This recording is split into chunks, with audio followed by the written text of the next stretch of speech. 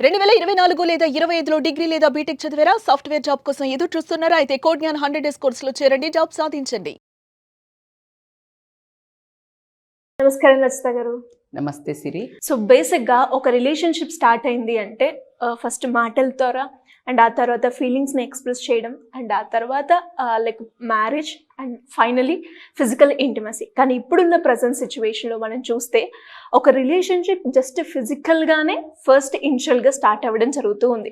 మరి అలా ఒక రిలేషన్‌షిప్ ఫిజికల్‌గా స్టార్ట్ అయిన దాన్ని మనం ఏ విధంగా డెవలప్ చేసుకోవచ్చు అంటారు? బేసికల్గా మీరు అడిగిన దాన్ని బట్టి నాకు అర్థమైంది ఏంటి అంటే, యాజ్ ఎవ్రీబడి నోస్, ఇవాళ మనం పెద్ద దాచి కొంతమంది ఇలాంటి టాపిక్స్ మనం ఎప్పుడైనా కొంచెం థంబ్నెయిల్స్ అట్లా చూడాలి అని మామూలుగా పెట్టినప్పుడు ఇన్ఫర్మేటివ్గా మీరు అన్నీ నేర్పిస్తున్నారా లేకపోతే చెడగొడుతున్నారా అని కొంతమంది మాట్లాడడం జరుగుతుంది. బట్ టు ద సర్ప్రైజింగ్ ఏంటంటే, బయట జరుగుతున్న వాటి మీదనే ఏమైనా కొంచెం ఒక సలహాదారులాగా, లేకపోతే ఇలా జరుగుతున్నాయి అని తెలియని వాళ్ళకి, మీ పిల్లలకి ఇలా జరుగుతోంది మీరు కేర్ఫుల్గా ఉండండి అనో, ఏదో ఒకటి ఇలాంటి ఎఫెక్ట్ వస్తుంది, ఇలా చేస్తే మీరు తొందరపడి ప్రాబ్లమ్స్ వస్తాయనో మనం ఒక ఆగా చేయటం అయితే జరుగుతోంది సొల్యూషన్ ఓరియంటెడ్గా. ఖచ్చితంగా whatever we are doing today, this points are useful, use అవ్వాలి. జీవితాలలో ఒక చిన్న మార్పైన వస్తుందేమో అని అనుకుని చేస్తున్నాము, వస్తుంది అని చెప్పేసి మనకు డైరెక్ట్గా వచ్చి చెప్పడం జరుగుతోంది. చాలా రకాలుగా కౌన్సిలింగ్లకు రావడం జరుగుతుంది. Coming to the point, as మీరు అన్నట్టు ఒకప్పుడు బంధాలు అసలు మామూలుగా పేరెంట్స్ చూసినవి అయితే ఇక అది మర్చిపోండి. మీరు డైరెక్ట్గా మండపంలో చూసుకొని ఇలా దాని తెరనంత అందంగా సీతారాములు చూసుకున్నట్టు అలా చూసుకుని, ఆ తర్వాత ఆ ఫస్ట్ జీలకర్ర బెల్లం పెట్టినప్పుడు, ఆ కాలు దొక్కినప్పుడే ఫస్ట్ ఫిజికల్ టచ్, ఆ తర్వాత ముహూర్తం పెడితే అప్పుడు ఫిజికల్ ఇంటిమసీకి పోయడం అనేది అది ఒక తంతు ఒకప్పుడు. కానీ మీరు అన్నట్టు క్యాజువల్గా ఇప్పుడే అసలు బేసిక్ రిలేషన్ స్టార్ట్ అవ్వటమే physical. To the surprising I want to tell this one. నేను రీసెంట్గా ఒకరితో మాట్లాడుతున్నప్పుడు, వాళ్ళకి ఇట్లా ఫామ్ హౌస్లకి అట్లా ఫ్రెండ్స్ అందరు వెళ్తారు. వెళ్ళినప్పుడు ఇంకొక ఫ్రెండ్ వాళ్ళు వస్తారు. అంటే ఒక మనిషికి పార్టీ ఉంటే ఇటువైపు కొంతమంది వస్తారు, ఇళ్ళకి చైన్ సిస్టమ్ ఫ్రెండ్స్ ఉంటారు, వాళ్ళకి చైన్ సిస్టమ్ ఫ్రెండ్స్ ఉంటారు, డిఫరెంట్ గ్యాంగ్స్ ఉంటారు. సో అక్కడ అలా పరిచయం అయిపోయి డైరెక్ట్గా దే హ్యాడ్ ఫిజికల్ ఫస్ట్ అంట. Like they started they relation with first physical, మీరు అడిగినట్టు.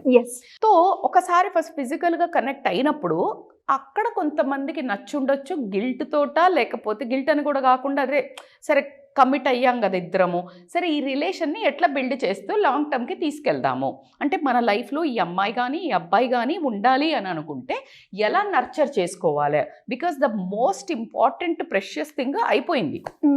అండ్ ఏది ఇంత జరిగినా కానీ ఒక సెకండ్లో తుంపుకోవడానికి ఆస్కారం ఉంటుంది. So how to nurture this sensitive relation, very sensitive relation. ఎందుకంటే అంటే ఏదో టైం పాస్కి ఇది వీళ్ళకి అలవాటుగా ఫిజికల్ అయ్యే వాళ్ళ గురించి నేను మాట్లాడట్లేదు Siri. Because it is one night stand అనో, లేకపోతే వీళ్ళు కాకపోతే వాళ్ళనో, ఫిజికల్ ప్లెజర్ల కోసం కీప్ ఆన్ చేంజింగ్ వాళ్ళ గురించి నాట్ దిస్ టాపిక్.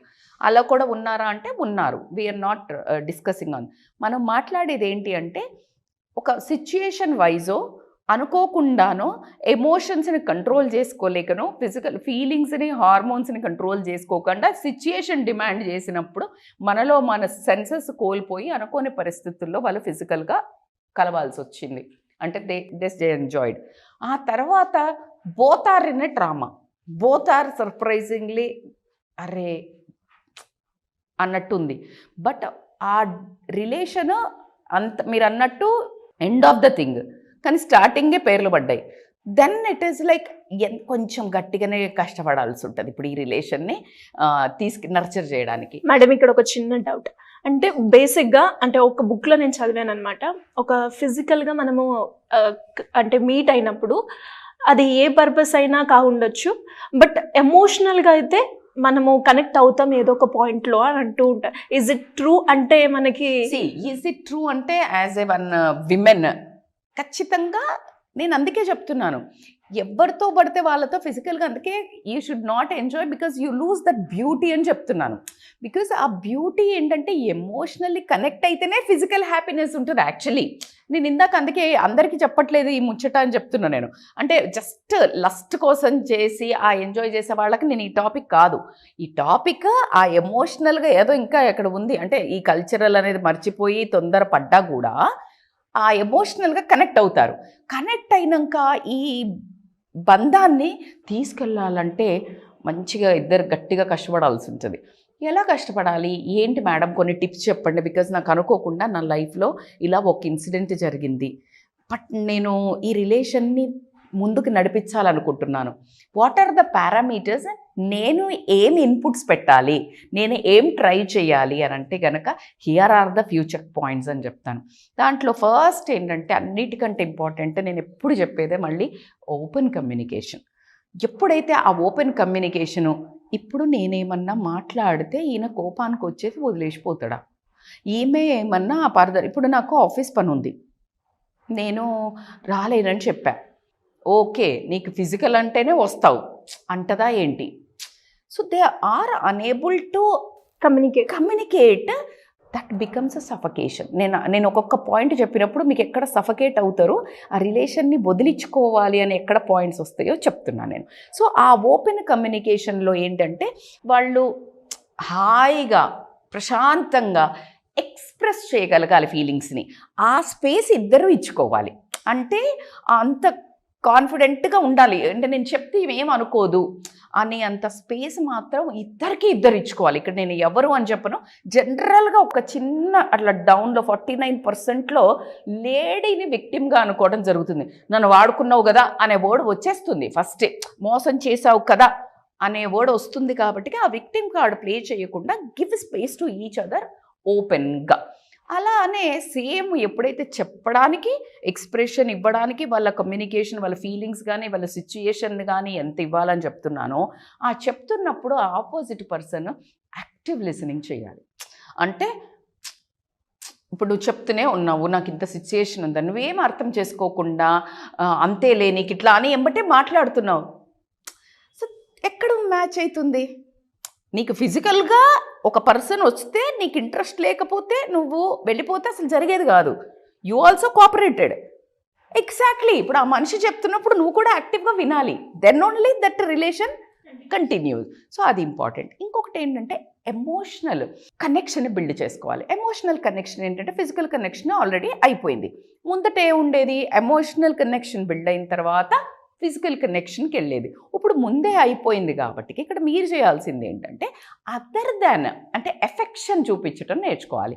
ఎఫెక్షన్ ఎట్లా మేడం అని అంటే obviously care is the best point. అంటే కేర్ అంటే ఏంటి మేడం అంటే ఊరికే టైంపాస్కే ఫోన్ చేసి తిన్నవారా నాన్న కన్నవా అట్లా కాదు.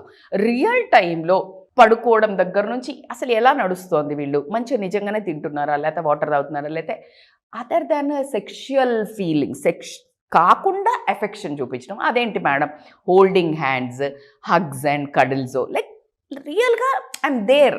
That is more powerful than the sexual connection.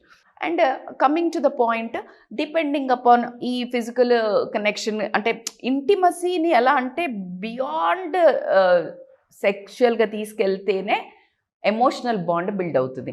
Emotional బాండ్లో మళ్ళీ నేను చెప్పినట్టు ఈ ఫిజికల్గా ఇలా ఎఫెక్షన్స్ వచ్చినాక కూడా డిపెండింగ్ అపాన్ యువర్ ఇంట్రెస్ట్, ఆ రోజు జరిగింది అది సిచ్యుయేషన్ అనుకోండి, లేకపోతే అనుకోని సంఘటనల వల్ల జరిగింది, అక్కడ దాకా వెళ్లకుండా కూడా you can have a small romance, you can have that, but you can maintain that emotional intimacy beyond your physical thing అని మాత్రం చెప్తాను. ఇంకా ఛాలెంజింగ్ ఏంటంటే ఒకవేళ ఫిజికల్ కాలేదనుకోండి, మీకు ట్రస్ట్గా ఇప్పుడు ఫర్ ఎగ్జాంపుల్ ఫోన్స్ అక్కడ ఉన్నాయి, వీళ్ళు ఎవరికి ఫోన్ వచ్చినా అంత రుబాబు ఉండదు, ఫోన్ చూపి ఫోన్ ఇవ్వు అనేది అది కూడా ఉంటుంది టాక్సిక్గా. బట్ ఫిజికల్ ఇంటిమసీ అయిపోయాక you should have a more trust and honesty బాగా బిల్డ్ చేయాల్సి ఉంటుంది. ఎందుకు అంటే ఇవాళ రేపు కాలంలో ఇది అయినాక కూడా పక్క గల్లీలోనే పక్క సైడ్కి ఇంకో పక్క చాట్లోనే ఇంకో బాయ్ ఫ్రెండ్ అని గర్ల్ ఫ్రెండ్ అని మెయింటైన్ చేసే రోజులు కాబట్టి ఆ పొసెసివ్నెస్ ఎప్పుడైతే టూ మచ్ బిల్డ్ అవుతుందో ఇన్సెక్యూరిటీ, అనుమానాలు మొదలై ఫైట్లకు దారితీస్తుంది.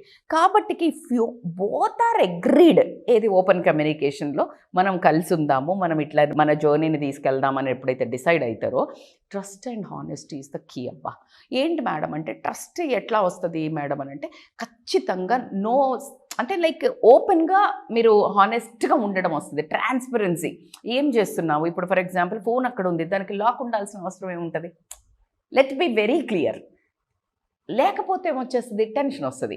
సో ట్రాన్స్పరెన్సీ అనేది చాలా చాలా ఇంపార్టెంట్ ఉంటుంది. నువ్వు ఎక్కడికి వెళ్తున్నావు, ఏం చేస్తున్నావు. ఇప్పుడు ఫర్ ఎగ్జాంపుల్ ట్రాన్స్పరెంట్గా నువ్వు ఉన్నది ఉన్నట్టు ఇక్కడికి వెళ్తున్నా అని చెప్పావు నువ్వు ఫ్రెండ్ కోసం అని చెప్పేసి, అనుకోకుండా అబద్ధం ఆడావు, అతను ఎక్కడికన్నా వెళ్తున్నాడు, లేకపోతే ఆమె ఎక్కడికన్నా నిన్ను చూసింది, వాట్ హ్యాపెన్.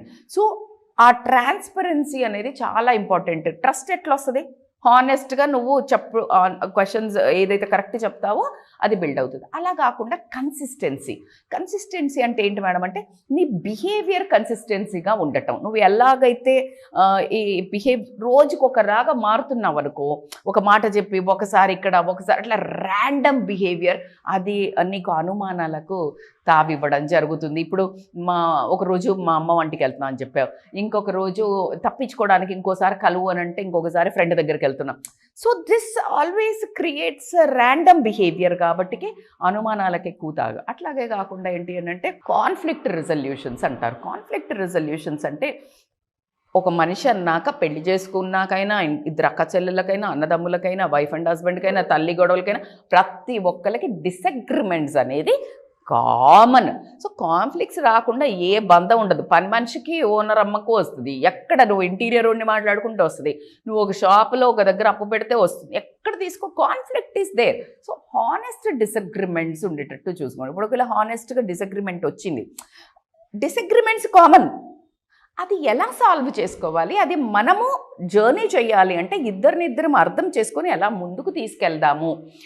ఓకే, నీకు ఇది ఇష్టం లేదు ఈరోజు, సరే నేను ఈరోజు ఈ కూర చేస్తా మనకి, లేకపోతే ఓకే లవ్ అఫేరే కాబట్టి ఈరోజు నువ్వు అన్న చోటుకి వెళ్దాము, రేపు నేను అన్న చోటుకి వెళ్దాం, లేకపోతే ఈ వీక్ నువ్వు నన్ను సపోర్ట్ చేయలేక.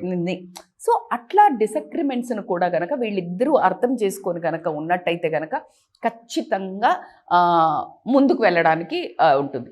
అట్లా కాకుండా అపాలజీస్ను మెయిన్ ఫర్గివ్నెస్. ఇక్కడ ఒక దరిద్రం ఏంటంటే మీ ఇంటికి మా ఇల్లు ఎంత దూరమో మా ఇంటికి మీ ఇల్లు అంతే దూరం అనేది గుర్తుపెట్టుకోవాల్సి ఉంటుంది. నువ్వు తప్పు చేసి జనరల్గా ఒక క్యారెక్టర్ ఆల్వేస్ వాళ్ళు తప్పు చేసినా ఒప్పు చేసినా వాళ్ళదే, అంటే వాళ్ళు తప్పు చేసినప్పుడు వాళ్ళు సారీ చెప్పరు, వేరే వాళ్ళు తప్పు చేస్తే కాళ్ళ మీద పడి సారీ చెప్పాలి. ఇలాంటి ఒక క్యారెక్టర్ ఉంటుంది ఒక రిలేషన్లో. అట్లా కుదరదు, because already you both committed, this is a mistake done by both people. So కాబట్టికే ఈ రిలేషన్ ఎట్లా ఉండాలంటే apologies and forgiveness should be very genuine. నువ్వు తప్పు చేసుంటే అపాలజీ అడగడానికి వెనుకకే పోవద్దు, బికాజ్ అపాలజీ అడిగేవాడే ధైర్యవంతురాలు, దమ్మున్నోళ్ళే సారీ చెప్పగలుగుతారు. అట్ ద సేమ్ టైం ఒకవేళ అపాలజీ అడిగినప్పుడు ఊరికే ఇంట్లోనే చేస్తావని మళ్ళీ నోరు నెత్తిన పెట్టుకొని దాని గొడవను కంటిన్యూ చేసి దాన్ని ఊరికే టాంట్ చేసి సతాయించకుండా ఫర్గివ్నెస్ కూడా ఇంపార్టెంట్. నువ్వు అడిగినప్పుడు నేను ఫర్గివ్ చెయ్యకపోతే అపాలజీకి వాల్యూ ఏముంది, ఉందా లేదా, అసలే లేదు. సో కాబట్టి apologies and forgiveness should go hand in hand. అట్లాగే క్వాలిటీ టైం రా బాబు, ఇక్కడ వస్తుంది కథ. ఎందుకంటే జనరల్గా ఫిజికల్ ఇంటిమసీ లేకపోతే ఏమవుతుందంటే నువ్వు ఏమన్నా అడగంగానే ఇంక ఇప్పుడు నాకు కావాలి కదా అన్నట్టు ఏం చేస్తారంటే రానంగానే ఇట్లా రెక్కలు కట్టుకొని గాల్లో తేలినట్టు ఉంది అనుకుంటూ ఉరికొస్తారు. కొంచెం అది తగ్గిన తర్వాత ఏమవుతుందంటే గర్ల్ ఎప్పుడన్నా అడిగినప్పుడు జనరల్గా ఇది గర్ల్స్కి అవుతుంది ఈ experience. When they want something, they ask something, negligence కనిపిస్తుంది. నెగ్లిజెన్స్ కనిపించే వరకు వీళ్ళకి ఈగో హర్ట్ అవుతుంది. అంటే అవునులే ఇప్పుడేమో, సో ఇమ్మీడియట్గా వస్తుంది అనగానే వాడికి ఈగో హర్ట్ అవుతుంది. నేను అలాగా ఇన్ని రోజులు నేను కలిసి లేనా, నాకు నిజంగా సో ఇదన్నిటికీ irrespective of having your busy schedules, you need to plan your dates often. ఎలాగైతే నువ్వు రియల్గా ఒకవేళ ఫిజికల్గా నువ్వు ఇంటిమసీ కాకపోతే కూడా ఎంత నీకు తుత్తరు ఉంటుందో, కలవాలని ఎక్సైట్మెంట్ ఉంటుందో, that all butterflies in the stomach ఉంటుందో, you need to have that the same thing with her or with him to meet that excitement, to have that romance. అదంతా ఖచ్చితంగా you need to prioritize irrespective of your busy schedules. ఎక్కువ effort పెట్టాల్సి ఉంటుంది, priority to each other. So అది చాలా important. అట్లానే కాకుండా అంటే ప్రయారిటీ ఎందుకు చేసుకున్నావు, ఇప్పుడు కూర్చున్నావు మళ్ళీ ఇద్దరు కూర్చొని ఫోన్లు పట్టుకున్నారు. So unplug that mobiles, quality time. అందుకే నేను చాలా క్లియర్గా మెన్షన్ చేశాను, quality time you need to mention. ఇవన్నీ చేసుకుంటూ వెళ్తున్నప్పుడు నీకు ఖచ్చితంగా ఇంకా మన ఫ్యూచర్ బిల్డ్ చేసుకోవాలంటే కావాల్సింది ఖచ్చితంగా పర్సనల్ గ్రోత్ అంటే ఏంటి? ఖచ్చితంగా కెరియర్ బిల్డింగ్ కానివ్వండి, ఒకరిదొకరు ఇప్పుడు నీకు ఈ జుజుబీలు మాట్లాడుకుంటూ ఇవన్నీ బిస్కెట్లు వేసుకుంటూ కూర్చుని ఒకరినొకరు ప్యాంపర్ చేసుకుంటే కడుపులోకి ఎట్లా వస్తుంది? రేపు ఫ్యూచర్ రిలేషన్కి ఈ పేరెంట్స్ ఆ పేరెంట్స్ అడిగితే you need to show your career, right?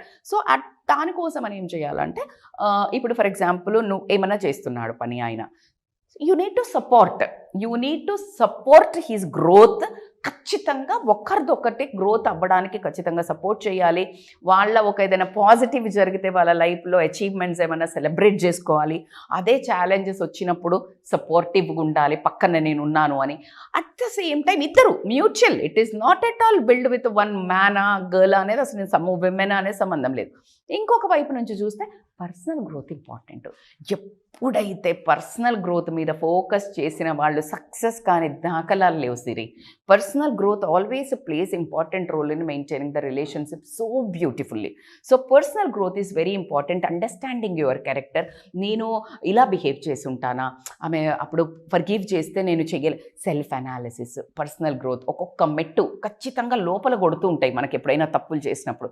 So నీకు నువ్వు అర్థం చేసుకొని పర్సనల్ గ్రోత్లో హెల్త్ తీసుకొనియండి, ఫిట్నెస్ తీసుకొనియండి, డిసిప్లిన్ తీసుకొనియండి, ఒక same way of life behaviour ఒక పద్ధతిగా తీసుకెళ్ళడం కానివ్వండి. ఇలా కనుక నువ్వు పర్సనల్ గ్రోత్ కింద ప్లాన్ చేస్తే అమేజింగ్గా ఒకరి మీద ఒకళ్ళకి చాలా ట్రస్ట్ బిల్డ్ అవ్వడం జరుగుతుంది. కమింగ్ టు ద పాయింట్, వీళ్ళు ఎలా అయితే స్టార్ట్ చేశారో ఏది ఫిజికల్ ఇంటిమసీ, దాన్ని కూడా యూ నీడ్ టు సస్టైన్. ఎలా సస్టైన్ చేయాలంటే ఫిజికల్ ఇంటిమసీ రెగ్యులర్గా మేము మళ్ళీ దాన్ని బోరు కొట్టినట్టు నువ్వు చేసుకొని నెత్తి మీదకి తెచ్చుకోకుండా ఒక పద్ధతి పాడు పెట్టుకొని దానికి ఒక కల్చరల్ ఒక బ్రేక్ ఇచ్చుకొని మీ చిన్న రొమాన్స్ తోటో చిన్న ఒక ఆ ఎండ్ అయిపోకూడదు, ఆ ఎమోషన్ ఆ ఎండ్ అవ్వకూడదు. బ్యూటీ ఏంటంటే నాకు మళ్ళీ ఈ అమ్మాయితో కానీ అబ్బాయితో కానీ కలవాలి అని అనిపించే నోట్లో you should start and you should end. అది ఏ రేంజ్కి తీసుకెళ్ళాలి, మనము మనకు లైఫ్లో ఎక్కడ దెబ్బ కొట్టకూడదు, ఎమోషనల్గా మైండ్ సెట్ అంటే కల్చరల్గా కూడా రేపు ప్రొద్దున నువ్వు ఏ మిస్టేక్ చేసినా రిలేషన్ ఒకవేళ ఎండ్ అవ్వలేదనుకోండి, తీసుకెళ్ళలేకపోతే ఎంత ఘోరంగా ఉంటుంది కదా. వాళ్ళు మళ్ళీ ఎప్పుడైనా వెనక్కి వెళ్ళినప్పుడు వాళ్ళ గిల్ట్ అనేది లైఫ్లో చంపేస్తుంది. సో కాబట్టి అది కూడా హౌ యూ టేక్ ఆఫ్ అనేది ఇట్స్ టోటల్లీ యువర్ పర్సనాలిటీస్. అది ఎంత దూరం వెళ్తుంది అనేది మనిషి మీద మనిషికి నమ్మకం రావడం జరుగుతుంది. నువ్వు అస్సలు కూడా ఒకవేళ బిల్డ్ లేకపోతే కూడా కట్ అయ్యే ఛాన్స్ ఉంటుంది, ఎందుకంటే వేరే వైపు మొగ్గడం చూపిస్తారు. ఇవాళ రేపు అది కామన్ అయిపోయింది కాబట్టికే ఇంకో వైపు మొగ్గు చూపిస్తారు కాబట్టికే దాన్ని మెయింటైన్ చేయడానికి మెయింటెనెన్స్ ఫీ అంటారు కదా, అలాగా అది రొమాన్స్తో చేస్తారా, మీ ఎమోషనల్ బాండింగ్తో చేస్తారా, మీ కడ్లింగ్ అండ్ హగ్గింగ్తో చేసుకుంటారా, మీ ఎలా ప్రేమతో చేస్తారా అనేది it's totally your call. That is one more important type. ఇంకొక చాలా ఇంపార్టెంట్ అంటే మ్యూచువల్ రెస్పెక్ట్. ఈ మ్యూచువల్ రెస్పెక్ట్ అనేది ఎట్లా పోతుందంటే ఇక్కడ ఈ ఒక్కటి స్టార్టింగ్ చేయటం వల్ల ఏదంతా గొడవ వస్తున్నప్పుడు నువ్వు ఇట్లాంటోడివి, నువ్వు నన్ను వాడుకున్నావు, లేకపోతే నువ్వు ఇలాంటి దానివి, నువ్వు వచ్చే అంటే ఆ బియాండ్ వర్డ్స్ ఏదైతే ఒక రాంగ్ ఫౌల్ లాంగ్వేజ్ ఎప్పుడైతే యూజ్ చేస్తారో యూజ్ చేయడానికి ఆస్కారం ఎక్కువ ఉంటుంది. When they question trust, honesty, transparency, consistency ఇవన్నీ లేవు, ఓపెన్ కమ్యూనికేషన్ ఇవన్నీ లేకపోయేసరికి ఒకరి మీద ఒకరికి పట్టుందా? లేదు. ఏం జరుగుతుంది? వదిలేస్తాడా ఇంకొకరి దగ్గరికి? ఎందుకంటే ఆల్రెడీ వీళ్ళు ఇప్పుడు ఇట్లా బరితెగించి వచ్చేసాం మనం. I'm very sorry to use that word అంటే వాళ్ళకి అనిపిస్తుంది అది. సో రాంగ్ థింగ్ చేసాం. సో ఇంక కమాండ్ ఎక్కడుంది? లైఫ్ మీద పట్టు లేదు. ఎందుకంటే నువ్వే వచ్చావు అంటాడు, నువ్వే వచ్చావు అని ఈయనంటాడు, ఈమె కూడా అంటది నువ్వే నన్ను ఇలా మోసం చేసావు. సో కాబట్టి it's very easy to move away both the ways part.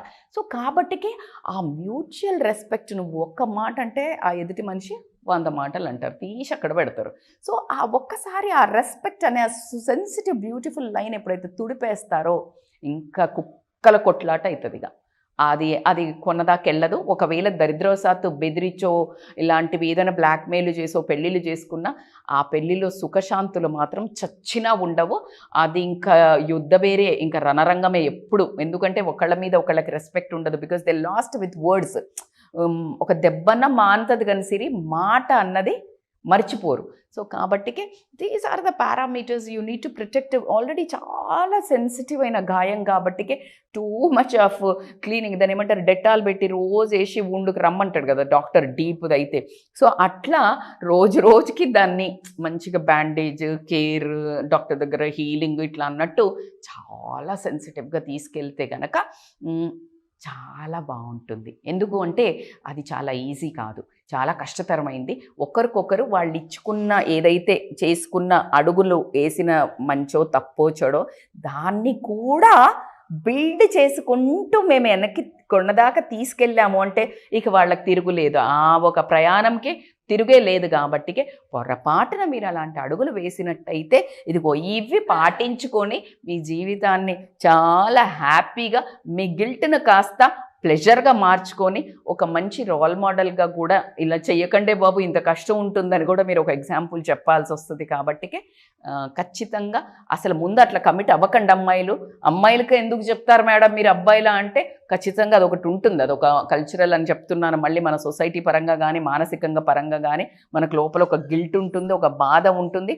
అదే మొగోడు కూడా చేశాడు అని అంటే వాడికి పెళ్ళవుతుంది. కానీ అమ్మాయి ముందు తిరిగింది అంటే పెద్ద హెడ్డింగ్లలో లేచి అమ్మాయి ఎవరితో తిరిగిందంట అంటే కడుపు వస్తే ఈమెను అవమానిస్తారు, కడుపు చేసినోడిని ఎవడు పట్టించుకోడు. సో ఇలాంటి ఒక సొసైటీలో బ్రతుకుతున్నాం కాబట్టి 200% don't entertain a physical until you commit for a whatever the relation. I don't know, live in అనుకుంటున్నారా, సిచ్యుయేషన్షిప్ అనుకుంటున్నారా, whatever you are thinking, whatever, take the benefits out of the hit. అట్లా చెప్తారు madam అంటే బరాబర్ చెప్తాను. Because the most valuable benefit when you both are engaging yourself, go for commitments. ఏమేం కావాలా, ఇద్దరం ఏమనుకుంటున్నాము రాసుకుని అప్పుడు యూ స్టార్ట్. పెళ్ళి అనుకుంటే మాత్రం ఆ అందమైన పెళ్ళి తర్వాతే ఈ యొక్క హ్యాపీనెస్ పెట్టుకుంటే ఇంత ప్రెషర్ ఉండదు. But whatever the relation ముందుకు తీసుకెళ్ళాలనుకున్న దానికి అన్నిటికీ ఇది కంపల్సరీ పారామీటర్సే. కాబట్టి this exercising, this consent of respect కానీ ఇవన్నిటి వర్క్ ఫర్ ఈచ్ అదర్ కానీ ఖచ్చితంగా మీ లైఫ్ ముందుకు వెళ్ళడానికి అద్భుతమైన టిప్స్ అని చెప్తాను నేను. Great tips madam, thank you so much. Thank you so much Siri. Suman టీవీలో మీ పర్సనల్ అండ్ బిజినెస్ ప్రమోషన్స్ కోసం కింది నెంబర్కి కాంటాక్ట్ చేయండి.